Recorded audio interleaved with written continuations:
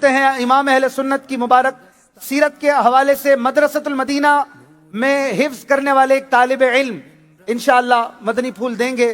امیر اہل سنت کی تحریر سے یہ عطر شدہ کچھ مدنی پھول ہیں، انشاءاللہ یہ دیکھ کر بیان فرمائیں گے. مختصر آپ توجہ سے سماعت فرمائیں.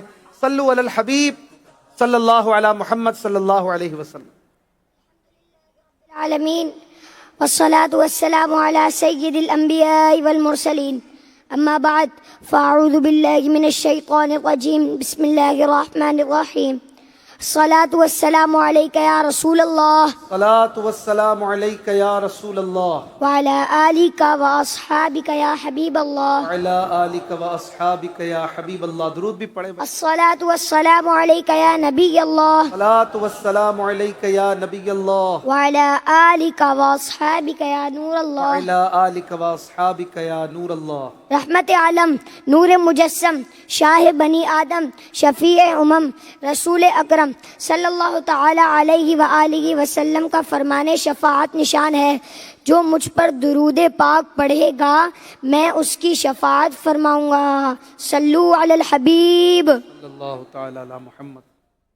میرے آقا اعلیٰ حضرت امام احمد رضا خان علیہ رحمت الرحمن کی ولادت باسعادت بریلی شریف کے محلے جسولی میں 10 شوال المکرم 1272 بروز ہفتہ بوقت ظہر مطابق 14 جون 1856 کو ہوئی. آپ کا نام مبارک محمد ہے اور آپ کے دادا نے احمد رضا کہہ کر پکارا اور اسی نام سے مشہور ہوئے. صلو علی الحبیب.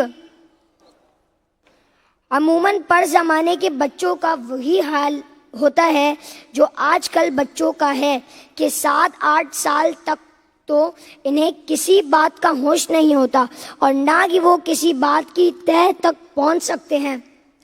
مگر اعلیٰ حضرت رحمت اللہ تعالی علیہ کا بچپن بڑا اہمیت کا حامل تھا.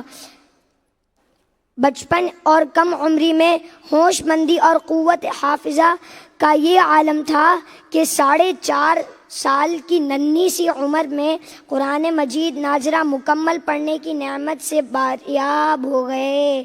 6 سال کے تھے کہ ربیع الاول کے مبارک مہینے میں منبر پر جلوہ افروز ہو کر میلاد النبی صلی اللہ تعالی علیہ وآلہ وسلم کے مجموع پر ایک بہت بڑا اجتماع میں نہایت پرمغز تقریب فرما کر علماء کرام اور مشائخ اعظام کے تحسین کی داد وصول کی.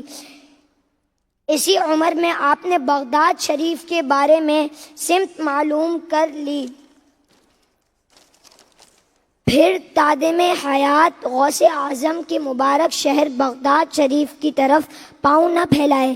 نماز سے تو عشق کی حد تک لگاؤ تھی، چنانچہ نماز پنجگانہ با جماعت تکبیر اولیٰ کا تحفظ کرتے ہوئے مسجد میں جا کر ادا فرمایا کرتے.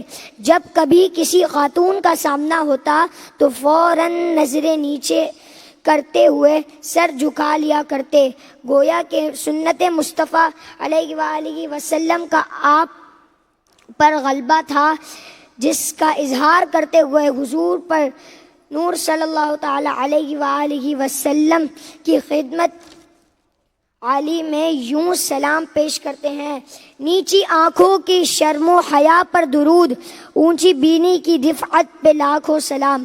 اعلیٰ حضرت رحمت اللہ تعالی علیہ نے لڑکپن میں تقوی کو اس قدر اپنا لیا تھا کہ چلتے وقت قدموں کی آہٹ تک سنائی نہ دیتی تھی. 7 سال کے تھے کہ ماہ رمضان المبارک میں روزے رکھنا شروع کر دیے. میرے آقا اعلیٰ حضرت رحمت اللہ تعالی علیہ نے صرف 13 سال 10 ماہ 4 دن کی عمر میں تمام علوم کی تکمیل اپنے والد ماجد مولانا نقی علی خان رحمت اللہ علیہ سے کر کے سند حاصل کر لی. اسی دن آپ رحمت اللہ تعالی علیہ نے ایک سوال کا جواب میں پہلا فتویٰ تحریر فرمایا تھا. فتویٰ صحیح یا پا کر آپ رحمت اللہ تعالی علیہ کے والد والد ماجد نے مسند افتاء آپ رحمۃ اللہ تعالی علیہ کے حوالے کر دی اور آخری وقت تک فتویٰ تحریر کرتے رہے. صلو علی الحبیب. ماشاءاللہ زبردست.